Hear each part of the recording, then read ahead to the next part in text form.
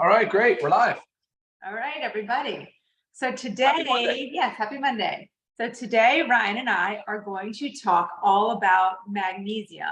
And as Ryan always likes to say, magnesium is magnificent. There you go. So we have our ultra magnesium complex. So magnesium is a mineral that's crucial for the body's function. Crucial. And a deficiency in it is like typically an overlooked health problem. Okay, there's so many times that somebody can have a symptom and nobody just says, try supplementing with magnesium. Correct. Magnesium is involved in over 300 reactions in the body. So if you think about that, if you don't have the proper amount of magnesium and you have all these 300 plus reactions that are trying to take place, they can't really take place properly without their lovely magnesium. Sure. And it's just such a simple mineral to supplement with. Not to mention it's not an expensive mineral to begin with. Right. A deficiency can cause anything from what I know you'll be able to list off a lot more, but fatigue, muscle cramps, irregular heartbeat, insomnia, horrible stress response, anxiety, osteoporosis. I mean, so many things that a deficiency in magnesium can cause. And it's actually pretty scary.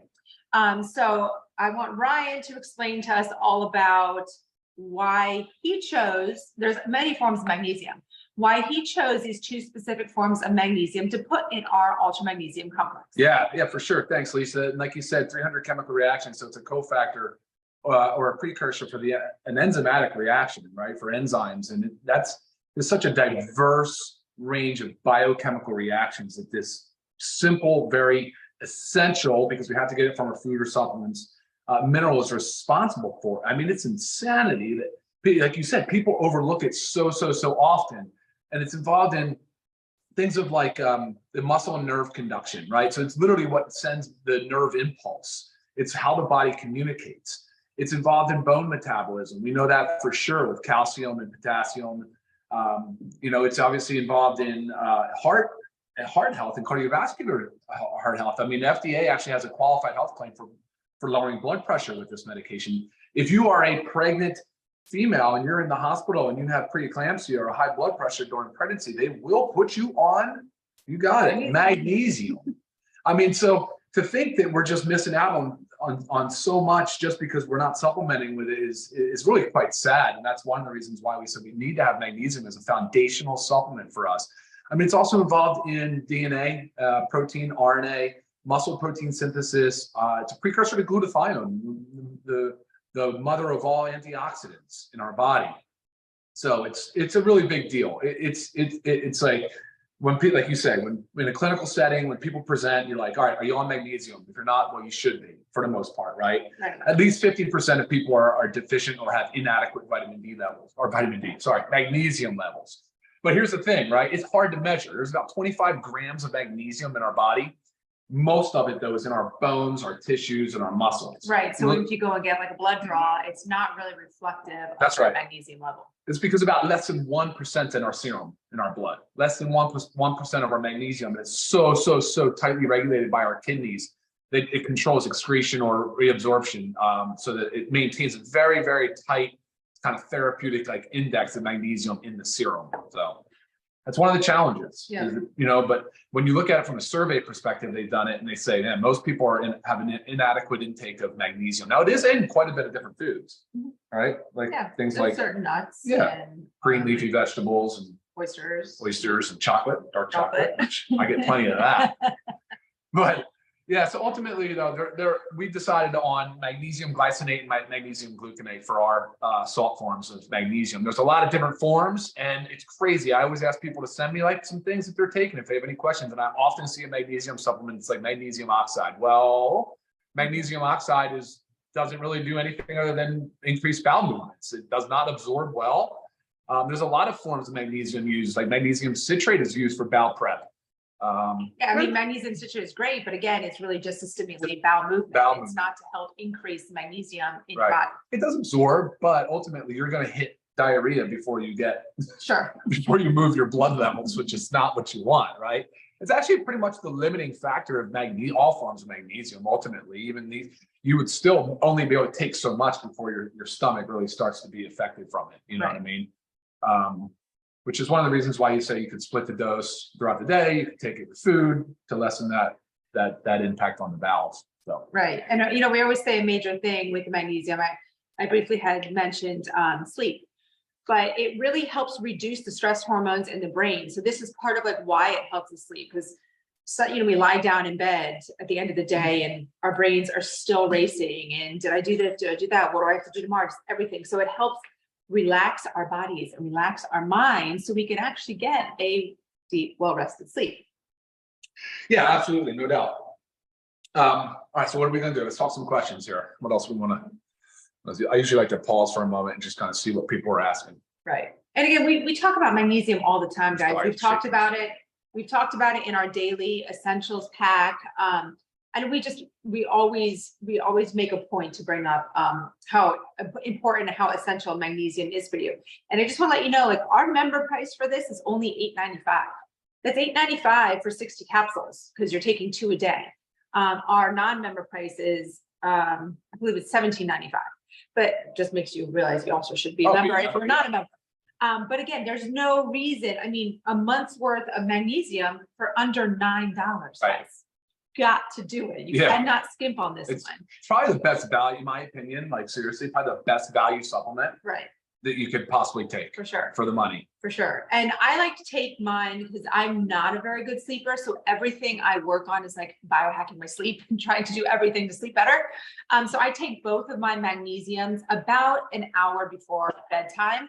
Ryan, on the other hand, you like to split. I do. I split it at lunch. I do it around lunchtime, mid-afternoon, for that mid-afternoon kind of stress response.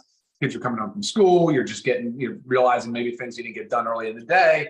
And then again, I'll take the other capsule right before bedtime to help benefit that sleep cycle. Right. So you kind of just figure out what works for you and for your body and for your needs. Yeah, but I want to mention something. So some people don't realize that, the magnesium deficiency is like we keep talking about, like, it's better to get ahead of it early than it is to wait until later, until disease presents, because magnesium deficiency builds up over time. It leads to problems with weak bones. It leads to poor nerve conduction and lack of muscle and heart difficulty managing and regulating heart rhythms. So you got to understand something, that magnesium should be started early and taken consistently every single day. Right. Those are some things that are hard to gain back by waiting until they present themselves and then saying, oh, I need to take my magnesium. And there's a few common disease states I want to mention. Like we talked about with high blood pressure. We know that it's a qualified health claim. We know that it's involved in it, but it's primarily because the way that it interacts with calcium and potassium, it creates this membrane potential on the nerve conduction side of things. And that is where you're really triggering a lot of the blood pressure regulation and heart rhythm aspect of it, right? Diabetes is an interesting one. So I've always talked about, say, about 1 out of 2, half of the United States population is either pre-diabetic type 1 or type 2.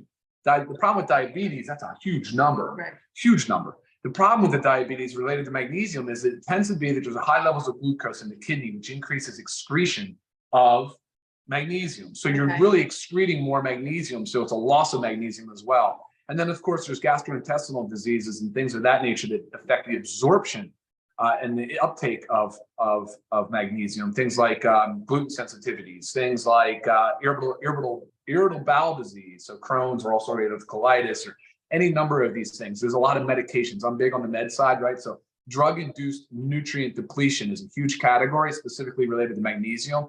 I mean, guys, water pills, the diuretics that are used, they flush out magnesium. So that's one of the top 5 meds in the country dispensed. I mean, it's for high blood pressure, but they're putting on it and then you're losing magnesium. Proton pump inhibitors for acid reflux or for heartburn. It's affecting the absorption of magnesium, and over long term, you're seeing low magnesium levels. And so you're seeing certain meds, and a lot of times I always caution people. I say, watch out with magnesium because it can bind or can chelate to other minerals, like things like zinc, for instance, right? If you have magnesium in a multivitamin with zinc, it potentially binds and prevents the absorption. So what we're ultimately trying to help you guys understand is that it's such an easy mineral to supplement with, but you got to know what you're doing, what salt form you're choosing, why you're choosing it, what to expect from it, how long to take it, all those things. That's really what we want you guys to get out of it. Right. And like what you were just saying, that's why you intentionally left magnesium out of our multivitamin. That's right. Because of the fact that it can bind with other. It can bind, it can compete for your absorption, it can do a number of different things, but it's also, I want you to have control over your dosing and the timing of your dosing. Right. So you can experiment with it, because not only are we talking about blood pressure, we're talking about diabetes, we're talking about osteoporosis, we're talking about also migraines, so and headaches and things of that nature. So I want you guys to be able to use your magnesium as a tool to help you with these things. Muscle cramps, it's another area where people can realize that they're probably maybe low or deficient with inadequate amounts of magnesium. Right. So we said how we personally like to take our magnesium, but as Ryan's talking about how it can bind and chelate, that should also let you know that you should not be taking this with your multivitamin. Okay. Separate it out from your other supplements. But typically if we're taking them, later in the day and before bed, we don't typically take our multivitamins or vitamin D. You should not be taking later in the day anyways. Did we mention what forms these are? Magnesium glycinate, predominantly, and magnesium gluconate. So the glycinate is the amino acid glycine. So what it is, it's magnesium paired or conjugated with glycine, which is an amino acid. So which is very cool, very cool. It is in a capsule form. There's 60 capsules. It is gluten-free, dairy-free, soy-free. It's a vegetable capsule. And like I said, I'll split mine dose. So you get your daily intake of 420 milligrams, but you get that across 2 capsules. That's why I split mine at lunch and again at dinner. Yeah. Oh, perfect. Again, super simple supplement, and something that we all need to be taking every single day to make sure our magnesium levels stay up where they should be. And other things that we talked about, the body will increase excretion of, right? We said exercise. Right. But we didn't say that. That's what I'm trying to say. Exercise increases excretion of magnesium. We talked about medications. We know caffeine can do it. High stress amounts, chronic stress, of course, can do it. We know that. Even if you think about acute anxiety. Think about the whole chronic stress thing. It's like we need magnesium to help with chronic stress. Chronic stress further depletes our magnesium. It's kind of like a crazy cycle. It is a nasty cycle. You have to make sure you're taking it. Right. But we've had, I know testimonials have come in and people were like, wow, transformation in my sleep. I'm feeling so much better. I'm not waking up cramping as much. Right. It's simple. Yeah. I just read a testimonial on our Thursday call, maybe last week or the week before, but it was an affiliate was saying that the first time that she took the magnesium at night before bed, she slept like a baby, slept better than she had been sleeping with an actual sleep supplement. Oh, wow. So, it just says a lot. That says a lot. Her body was like craving this, give me the magnesium. Yeah, absolutely. So it's good stuff. Great. Yeah, awesome. So any further questions, guys, you can always email me, Lisa@livegood.com. And thank you for watching. Upper limit. So there's a question. Can you take 3 or 4 per day without problems? Yeah, I think you probably could, but you got to really kind of figure out why you're doing that. You shouldn't have to. That 420 in here, plus you're going to get it from your food. You probably figure you can get up to 1,200 milligrams of elemental magnesium a day without many side effects. But that's, again, there's a lot of patient variability on that. If you can't use capsule, wait, what was that question? Powder capsule. Okay, so for people that can't swallow pills, that's what you're asking. These you can actually twist apart and put in water. So I always say that all of our capsules, the only one that can't is the fish oil. Obviously, that's an oil in a gel cap. Yeah. But you can twist them off, pour them in water, and do it that way. Yeah, there's a question about starting before bone and muscle issues develop. You betcha, especially in the athletic population. It's very unfortunate that these high school and collegiate athletes are not being told that magnesium should be an absolute regular supplement for them. Yes, I mean, we give our children 9 and 10 years old a child version of magnesium. Our bodies all need it. Yeah, without a doubt, 100%. Sorry, guys. I know my hands and you're trying to get used to this. All right, cool. All right, great. That's it for our Monday Zoom. Join us next week, Monday, noon Eastern. Hope you all had a great Mother's Day weekend and have a productive rest of your week. Sounds great. Take care, guys. All right. See y'all. Take care. Bye.